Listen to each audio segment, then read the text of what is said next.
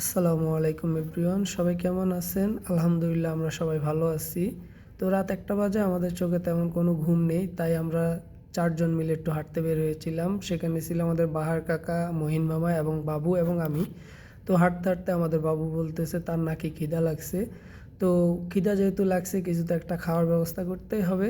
তো সবসময় তো আমরা রেগুলার খাবারগুলোই খাই, তাই আজকে বাহার কাকা বললো যে একটু সেমাই রান্না করা যাক। তো সেমাই রান্না করার জন্য আমরা এখন চলে যাব বাহার কাকার রুমে। আর রুমে যাওয়ার আগে মাঝখান দিয়ে বাবু এবং বাহার কাকা গিয়ে আমাদের রুম থেকে সেমাই এবং দুধের প্যাকেট নিয়ে আসলো। এই হলো বাহার কাকার রুম। চলে আসলাম, এসে দেখি যে তার সাথে মাত্র একজনই শুয়ে আছে, বাকিরা সবাই খেলতেছে।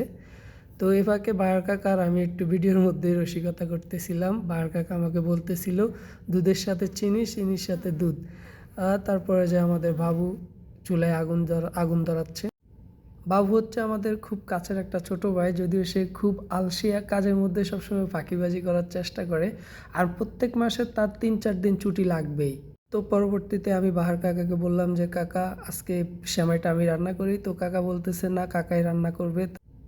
তারপরে কাকা রান্না করার জন্য সর্বপ্রথম দুধ ডালতে ছিল পাতিলে, এবং পাতিলে দুধ ডালার পরে কাকা কিন্তু আমাকে আরও অনেকগুলো কথা বলল যে সেমাই এভাবে রান্না না করে যদি বাদাম, কিশমিশ এবং আরও অনেকগুলো মশলা ব্যবহার করা যায় তাহলে সেমাই নাকি খুব মজা হয়। যদিও আমি এসব জানি, জানার পরেও যেহেতু আমাদের কাছে এগুলো নাই, তাই এখন এগুলো বললেও লাভ নাই। তো কাকা সবসময় রান্নাবান্না করার জন্য রেডি থাকে। তো যেহেতু আমাদের কাছে বাদাম, কিশমিশ এবং নারকেল ছিল না, তাই আমরা যে উপস্থিত ক্ষেত্রে যা মশলা পেয়েছি তাই ব্যবহার করেছি। এখানে ছিল আপনার দারুচিনি, তেজপাতা, লং এবং এলাইচি। তো এগুলো দিয়ে কাকা আজকে রান্নাটা শেষ করার চেষ্টা করবে।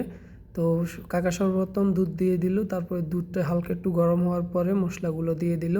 তো মশলাগুলো দেওয়ার পরে কিন্তু কাকা আবার আমার সাথে বলতেছিল যে আজকে আমার সাথে একটা 50-50 ম্যাচ খেলবে। এক শটে যদি আমি রেড এবং গুটি কাভার দিতে পারি তাহলে কাকা আমাকে কালকে লুডুস রান্না করে খাওয়াবে। তো এটা ছিল কাকার আমাকে চ্যালেঞ্জ করার একটা টিপ। যদিও আমি কাকার সাথে কখনো পারি না, তো সর্বশেষ কী করতে হবে, নুডলসটা আমি জানি কাকাকেই খাওয়াতে হবে। তার কারণ আমি কখনোই কাকার সাথে গেমে খেলে উঠতে পারি না।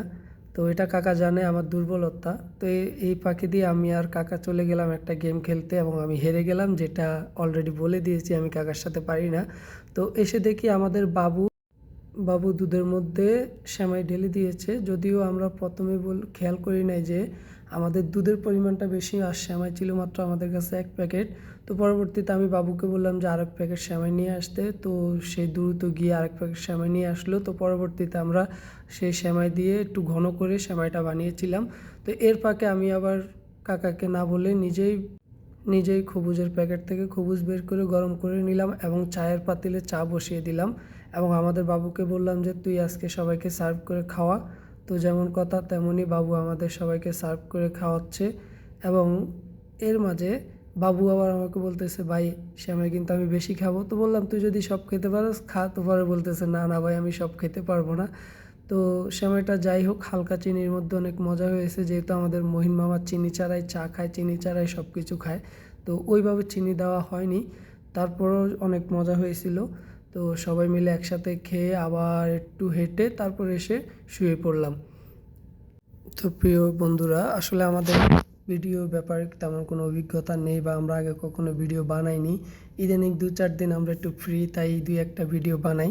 তো আমাদের ভুল ত্রুটি হলে আপনারা ক্ষমা সুন্দর দৃষ্টিতে দেখবেন, এবং আমাদের ভিডিওগুলো দেখে লাইক, কমেন্ট, শেয়ার করে দেবেন ইনশাল্লাহ।